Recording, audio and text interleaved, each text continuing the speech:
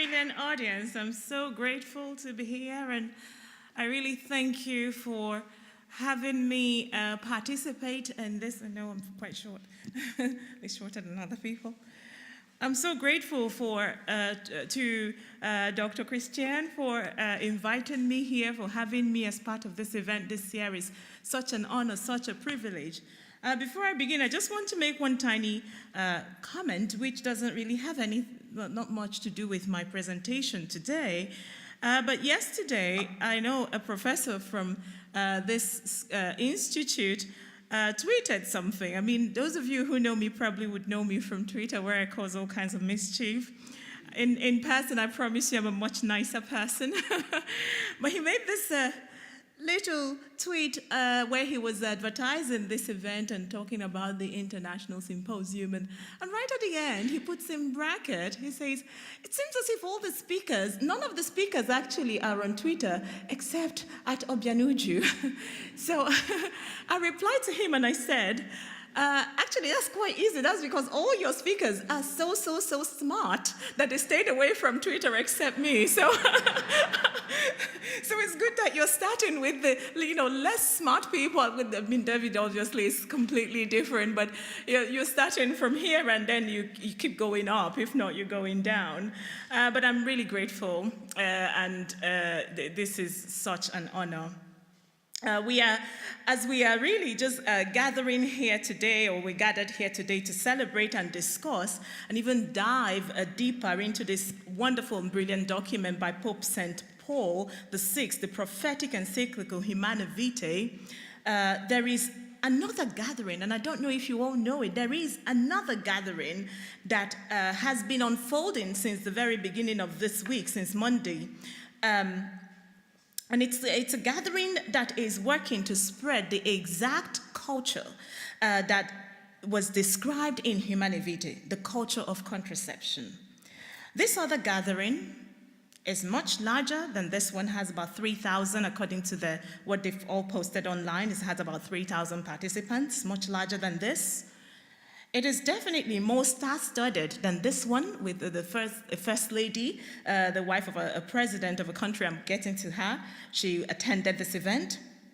And it is for sure more heavily funded than the one we have here, with deep-pocketed sponsors, like the government agencies who are participating in it, pharmaceutical companies, reproductive health organizations, international abortion organizations, and of course we have private philanthropic organizations who are hosting this event. And I'm speaking about the International Conference on Family Planning, which kicked off on Monday this week in Kigali, Rwanda. So it's quite, I didn't realize that the two, I knew about the event, I knew about this event obviously as well, but I didn't realize that the two events were happening almost at the same time. That event is actually still happening up until today, and I think will end by the end of today. So it's one thing on family planning, but two completely different messages about this particular culture. Every other year, since 2009, the Bill and Melinda Gates Institute for Population and Reproductive Health at Johns Hopkins, together with Western pharmaceutical companies, together with sexual rights groups, abortion organizations, government agencies from the West, they join hands to sponsor and host this biennial event, which is of course every other year, that is known as the ICFP, the International Conference on Family Planning. And in their own words from their website, they said that they gather to share the best practices, they celebrate the successes, and they chart a course forward. They also say that the ICFP, this conference, serves as a strategic inflection point for family planning and reproductive health community worldwide. So they present it like it's some kind of international thing. But the thing is, so far, since they started this event, they have only gathered in Africa. So how international is that? Except the one time 2 years ago when this event happened in Indonesia. So in 2009, they gathered in Kampala, Uganda. In 2011, they gathered in Dakar, Senegal. 2013, they gathered in Addis Ababa, Ethiopia. Then 2016, they went out to Nusa Dua in Indonesia. Then as of today, they are still in Kigali, Rwanda, and it's the ICFP. Now, let me give you a bigger picture about how large this international contraception movement is, just the magnitude of it, because I know we talk about it and we know somehow within our minds that is a large thing, it's a large movement. Whenever I go to United Nations, I kept asking myself, I wonder how much these people are spending. So it is difficult too to get where they put the amounts of money that they're giving to contraception, so they put it in different places so you can't find it.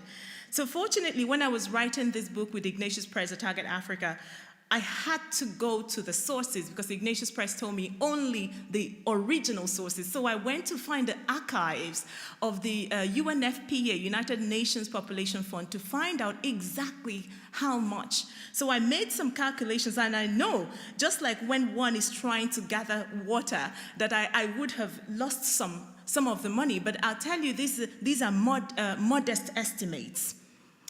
That in the last 2 decades, the developed world has sent a staggering $106 billion to the developing world in order to slow the population growth in the developing world. 106 billion, and these are really very, very basic and modest estimates. And about 70% of all of this money goes to Africa. Currently, Africa's donors spend about $9 billion every year to fight this imaginary enemy that is the fertility of the African woman. 9 billion. That's an astronomical amount of money. And I can tell you that those of us who come from Africa, and those of us who, even if I don't live in Africa, will go to Africa several times a year, and I go to different countries, we see and feel the donors' desperation and the pressure that they are putting on our nations. We get to feel the power of the $9 billion. One of the first and easiest signs of this money that at least I see in various African nations is in the multi-million-dollar billboard campaigns on our highways and on our byways. I have traveled through various African countries now in different regions of Africa. I come from West Africa, I go to East Africa, I've been to the Horn of Africa, the southern part of Africa. I have traveled through all these countries, and I've seen different people and I've felt different climates across the continent, different topographies, different vegetations, different languages, customs, cultures. You get it, what I'm saying, that I've seen the diversity of Africa. But you know the one thing that is the same in every country I go to are these giant condom and contraception billboards that are paid for by the same people. So these are some of the things that we actually hold in common. It's the billboard campaign of the Western donor. And where there are no billboards, they're launching periodic campaigns that could sometimes include condom-themed parties, raves, concerts, and all the time targeting African impressionable youth. Many times these events are highly eroticized, and from an African perspective, I can tell you that they're very objectionable. For example, one of the biggest condom campaigns we have now, that has been ongoing, in fact, for the last 15 years, I would say, is the Condomize project. Sounds very cheesy, doesn't it? Condomize. But it's a United Nations project. It's actually a project by the United Nations Population Fund, UNFPA, and it includes programs that target even little African children as little as 8, 7. That's the Condomize project.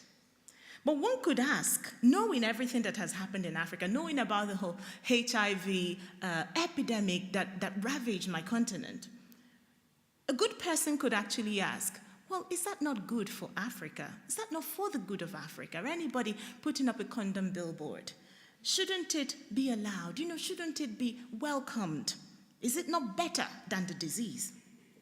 And on this note, I will refer to the story, the huge success story of Uganda, which was initially one of the hardest hit countries during the worst years of the HIV epidemic.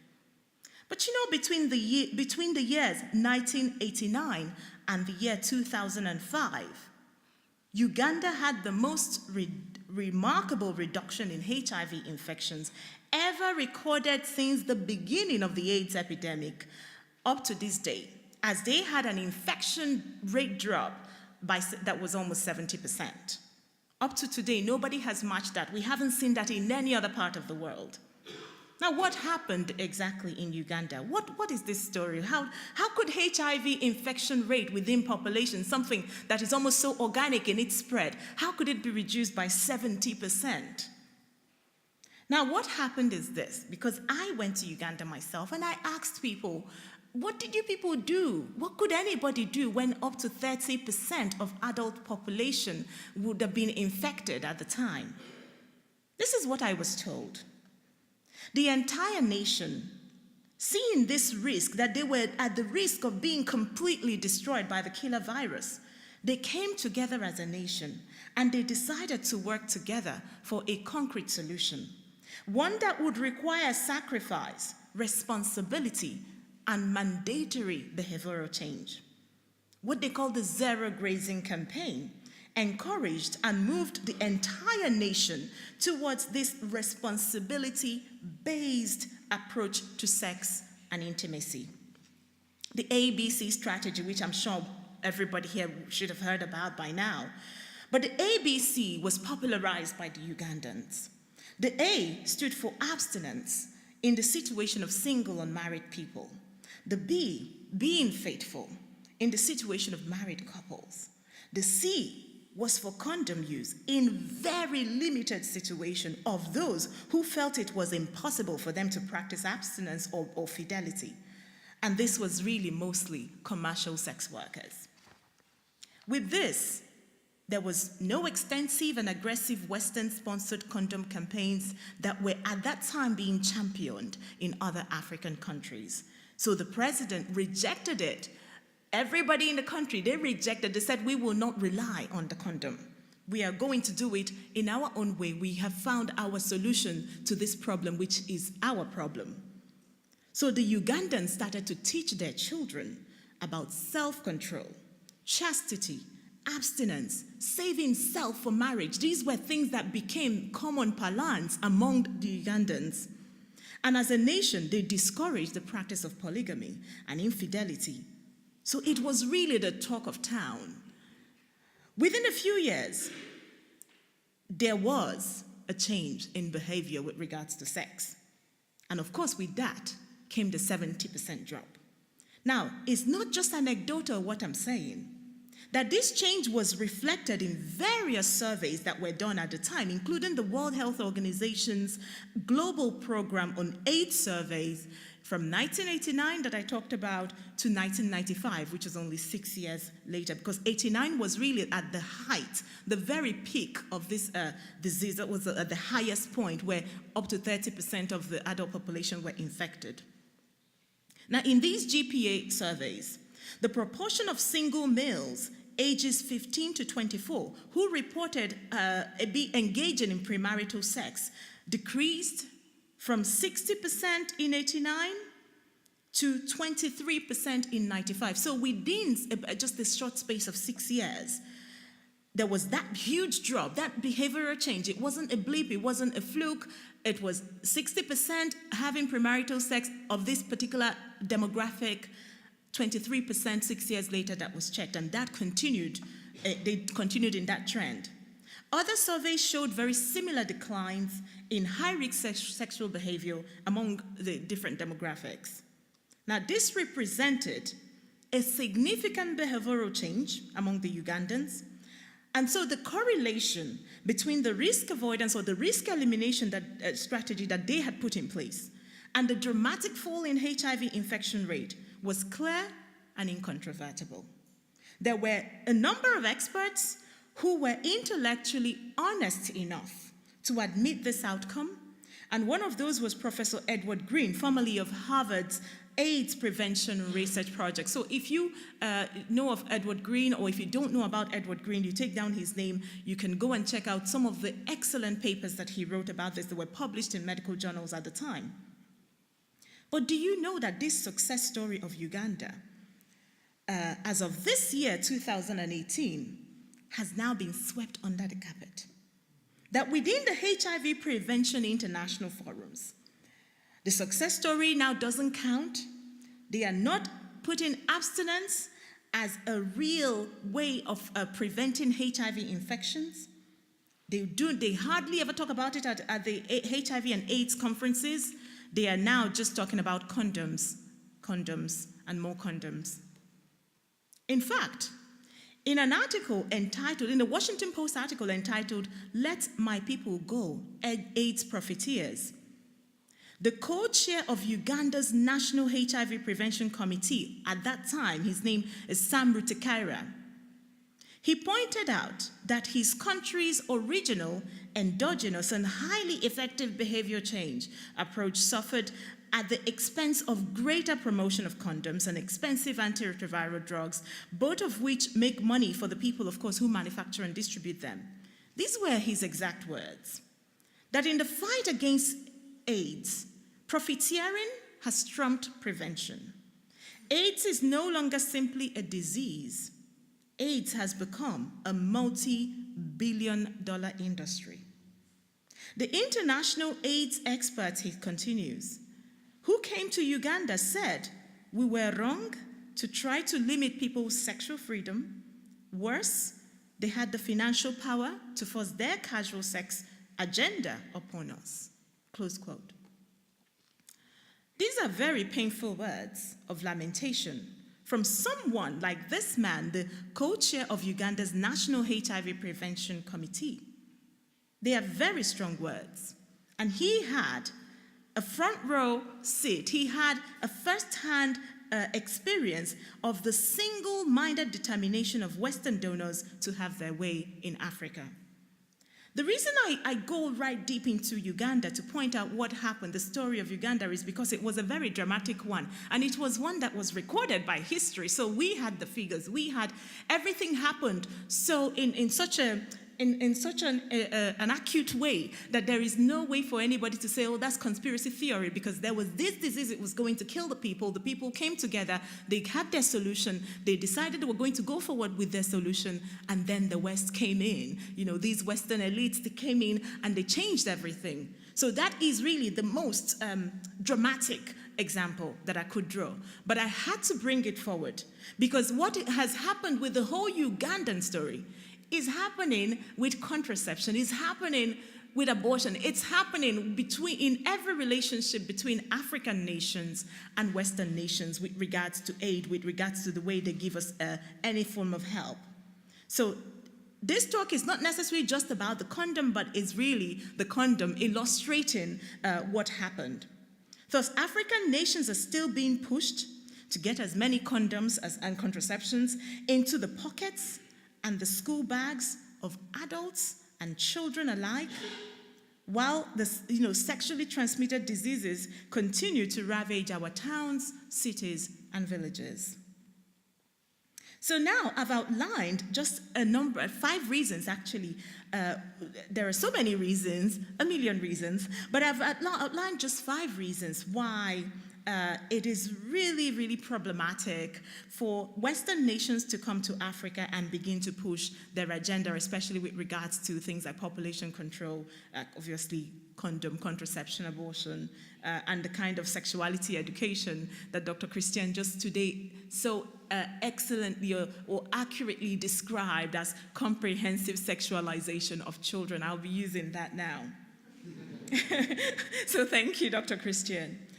Now, the first reason why this is sticky and problematic is really just in the palpable resistance of the African people to the Western contraception push. Now, despite the billions of dollars that I talked about, this $9 billion a year, despite the billions of dollars tied to this particular issue, Africa continues to have a very low usage of artificial contraception. That should really give them a hint, but they do not catch the hint. There's also very slow uptake of contraception where they keep pushing and they keep doing advertisements and they keep putting up these huge billboards. Now, according to a DHS survey, the USAID DHS survey, summarizing the contraception trends of various regions around the world, because the easiest way to find out that the Africans are resisting is to compare it to any other part of the world, especially the other parts of the developing world. Now, this is what the DHS survey said, that over time, contraceptive use rates have increased substantially in most countries. However, while contraception prevalence rates in some countries in South and Southeast Asia and Latin America and the Caribbean are high and leveling off, prevalence rates in several sub-Saharan African countries are low and have remained almost unchanged. That should be a hint. They don't want it.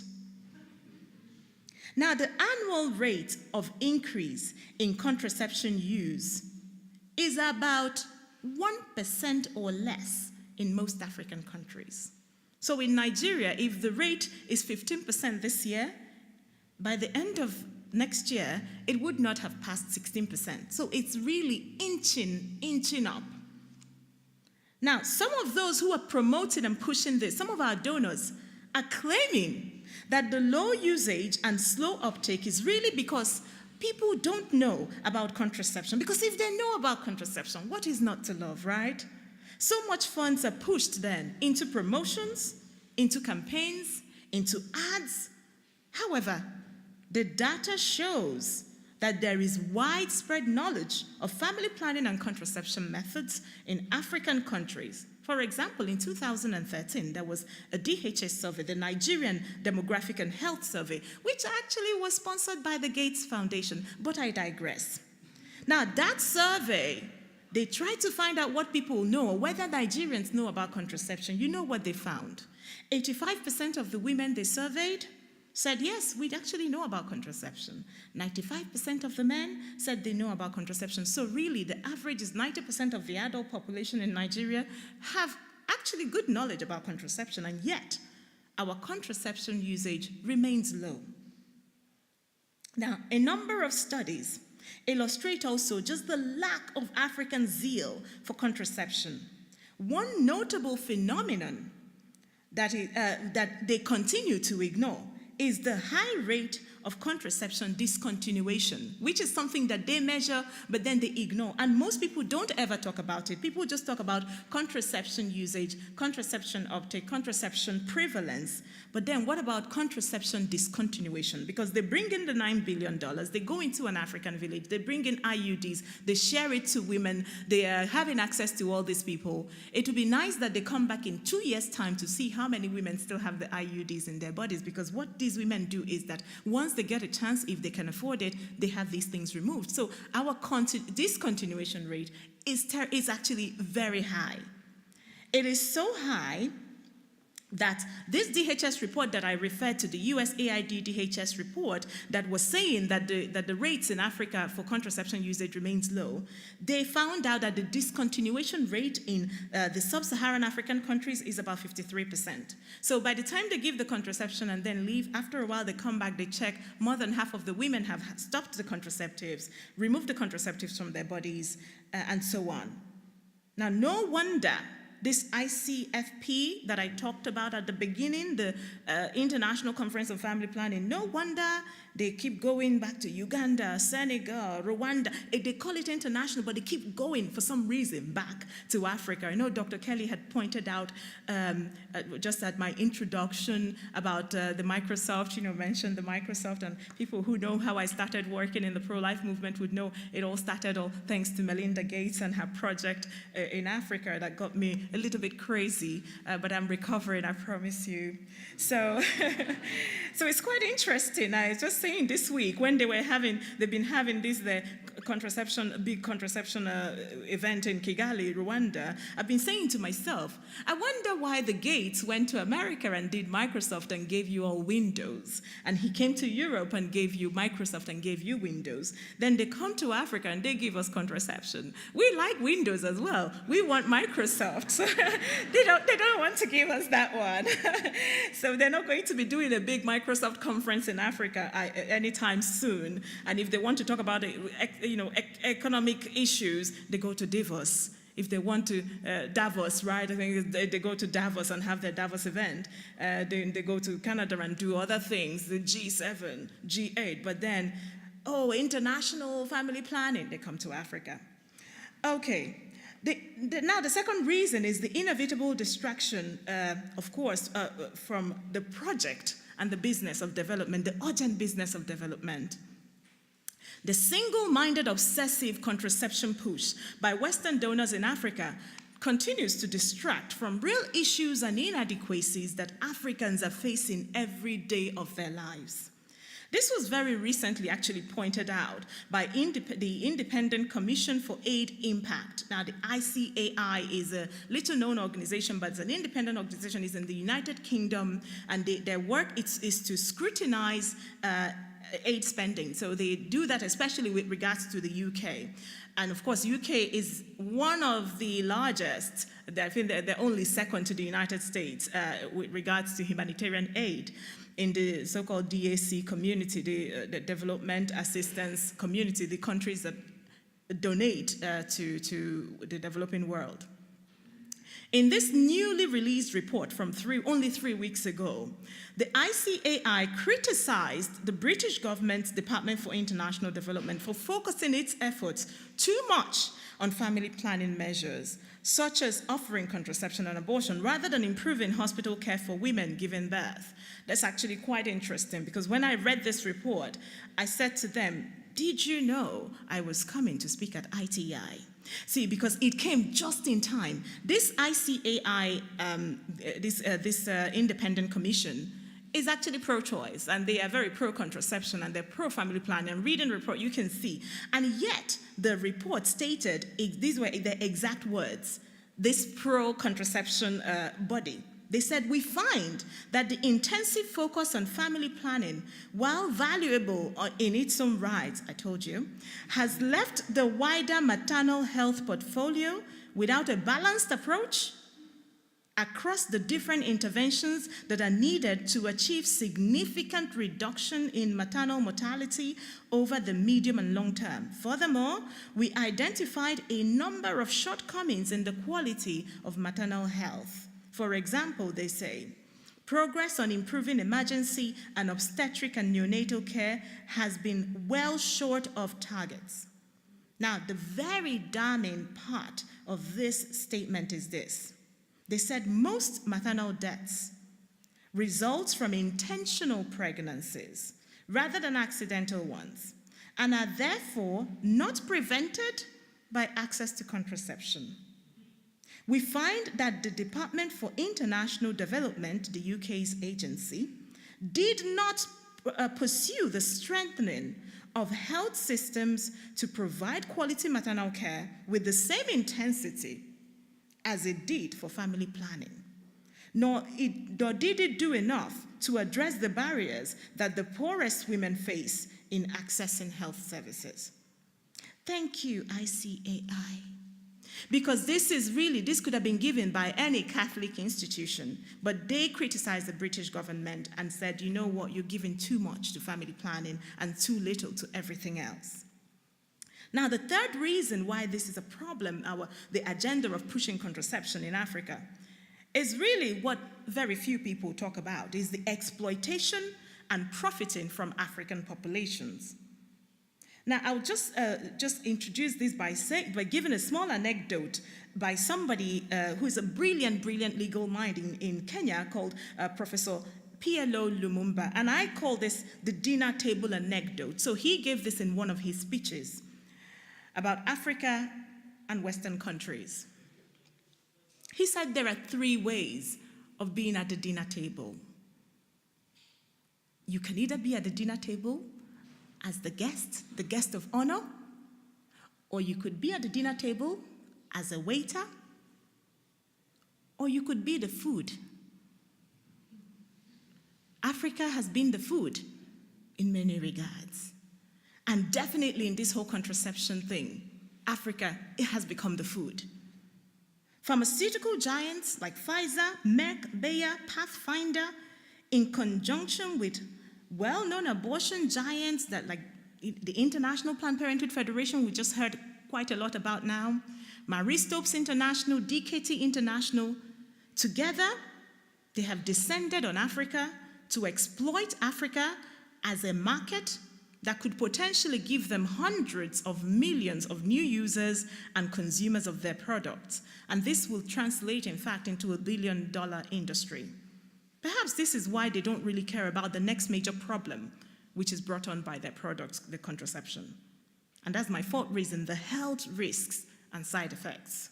There are real side effects, there are real health risks associated with artificial contraception. And even the manufacturers of these drugs say it, so I'm not just saying. Thousands and perhaps millions of African women have experienced mild to moderate to even fatal side effects. And this should not be a surprise, given the fine print of pharmaceutical companies that produce these drugs and devices. These side effects range from weight gain, hair loss, bone density loss, loss of libido, nausea, vaginal discharge, to even life-threatening blood clots.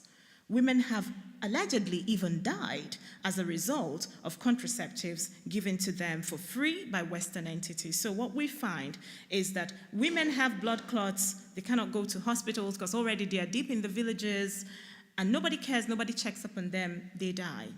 But there is no way to prove anything. There is no way to know anything. And even when you can prove something, or when these things are directly linked to contraception, they do not have enough access to the resources needed to bring these people to justice. And what is perhaps worse is that there is hardly ever full and informed consent when these contraceptives are administered, and there is absolutely no clear legal cause of action for the African woman. When I was writing my book, Target Africa, I'm sorry I keep talking about the book, it's so boring to listen to an author because, like, in my book, when I was writing my book, so I've only written one book, so I always quote it, right? So, when I was writing my book, I did do a lot of research, and I was really desperately looking for even one single court case or out of court settlement where a pharmaceutical company would settle a woman for something that has been caused by contraception. I found no case in Africa, none. If there is any, I don't know about it, and I really went through legal friends, lawyers, all kinds of people in Africa who may know, but we have not had, that I know of, any case where a pharmaceutical company that has come from the West to give contraception to an African woman having any consequence whatsoever for the damage their drugs have caused to women's lives in Africa. So that's really where that's where the donors have put us. Now, the last reason, which is the least discussed, is the least considered, is the one that most people don't even remember, even people on our side who are trying to make the argument against this kind of exploitation. The one that people don't talk about and remember is really, I think, what I think is one of the strongest arguments, and one of the strongest points that I have actually agreed with my opponents on. So I always bring it up in discussions when I'm arguing or debating a really difficult case, or with someone who is really, far end on the other side than myself. This is how I bring them closer. It's by bringing up the undeniable environmental hazards and risks that are associated with the contraceptives that are being brought to Africa. Now, in 2014, Western donor nations and organizations contributed to the developing world more than 102 million injectable contraceptives. And this is only just one. I got this, there's several methods. So I just went to one line, and this is just the number of injectables given in that year. 102 million injectable contraceptives. And about half of that was given to Africa. So we got about 51 million injectables, plus 77 million doses of oral contraceptives. And then on top of that, in that same year, we got about 1 billion condoms.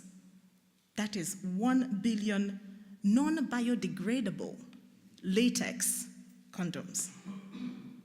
So we are getting needles, we are getting latex, we are getting ethinyl estradiol, which you find in some of the oral contraceptives. Where do you think all that ends up?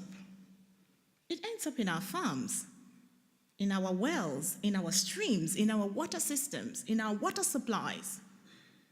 These have become a significant amount of pollutants dumped upon the continent of Africa without any question or consideration of the environmental risks and hazards associated with them. Bear in mind that the waste disposal systems in most of these African countries is already inadequate at best. Now, I was reading a piece a few years ago from The Guardian. Do not judge me. Occasionally, I have to read The Guardian. So a few years ago, I was reading this article, this fascinating article in The Guardian. And this was the headline, the exact headline. It said, 30 billion pounds bill to purify water system after toxic impact of contraceptive pill. 30 billion pound bill to purify water system after toxic impact of contraceptive pill. Yes, it is true. Environmentalists are raising and have been raising real concerns about contraception-related pollution, but they're doing that only in the West. In all my research, I am yet to come across any meaningful plan or provision for safe waste disposal of these drugs and devices that is not only damaging women's bodies, but is completely damaging their communities. Now, it sounds as if there is a real war on women. It's not like the type they talked about in America a few years ago that wasn't true. There's a real war on women that is going on in Africa. There is a war against the fertility of African women. It also sounds as if there's a war against their communities. There is a war being waged by wealthy Western donors who have shown up as friends, but then it so happened that these people are still the ones waging war against them.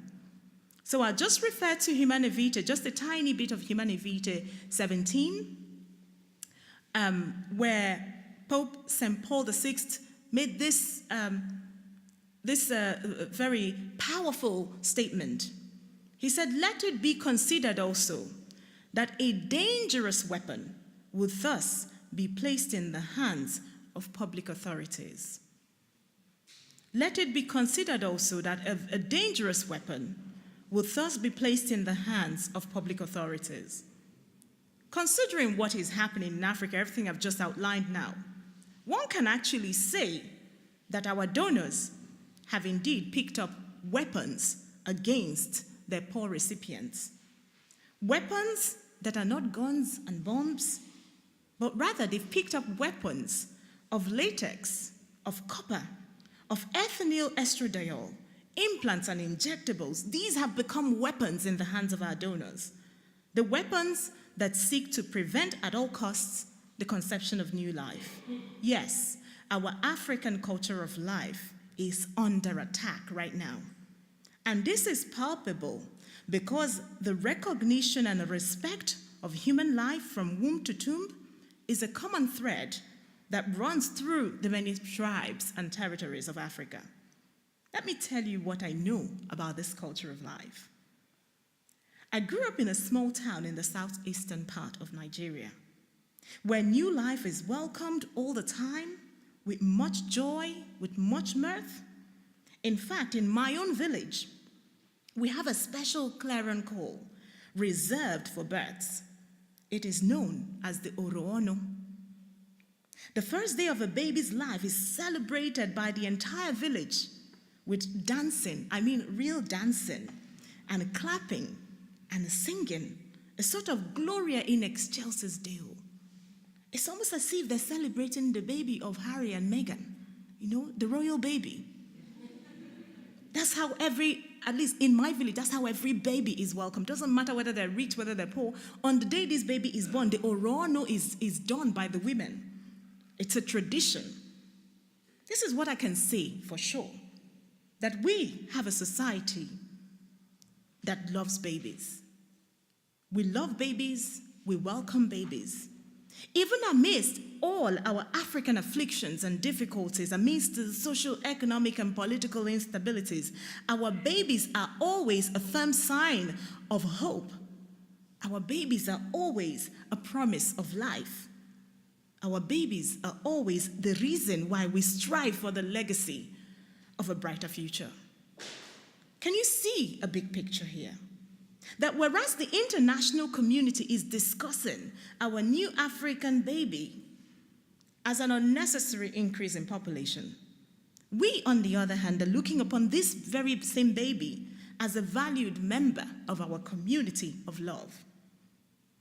Africa's donors spend billions and billions of dollars to ensure that fewer babies are born in our towns and villages. That's what the ICFP is all about. It's about us having fewer babies. They spend so much to buy your streets devoid of the innocent chatter of children. They put incredible amounts of money into organizing events like the International Conference on Family and Development, on family planning that was just convened in Kigali, that is still ongoing most of this week. So this question always arises: will they succeed in the future? Will they manage to turn African hearts and minds away from the love of children and family life? Will they win the war against the fertility of the African woman? I often ask myself these questions, and they sometimes fill me with doubt. Believe me, when I go to the UN, some days I end up crying at the end of the day because these people have so much more money than us. They're almost like they're, little G-O-D. But even in my worst moments of doubt, I turn to the wisdom of one of the church's most loved and treasured modern-day saints, Pope St. John Paul II, who wrote in his 1995 post-synodal apostolic exhortation that most people don't know about because it's his post-synodal apostolic exhortation to the African church. It's called Ecclesia in Africa. Now, this was exactly what he said, quoting from section 43. He said, "The peoples of Africa respect the life which is conceived and born. They rejoice in this life. They reject the idea that it can be destroyed, or even when the so-called," then he put in quotes, which I love so much, "progressive civilizations would like to lead them in this direction." So I'll read that again. "The peoples of Africa respect the life which is conceived and born. They rejoice in this life. They reject the idea that it can be destroyed, even when the so-called progressive civilizations would like to lead them in this direction." Thank you, St. John Paul II. With these beautiful words from the saint, I know and I take consolation just knowing that our donors, they will not succeed in the future. I know that they will not, no matter how hard they try, they will not turn African hearts and minds away from their love of children and family. I know that they will never, ever win the war against the fertility of the African woman. I know that they will never, ever, ever, ever win the war that they are waging against our culture of life. Thank you.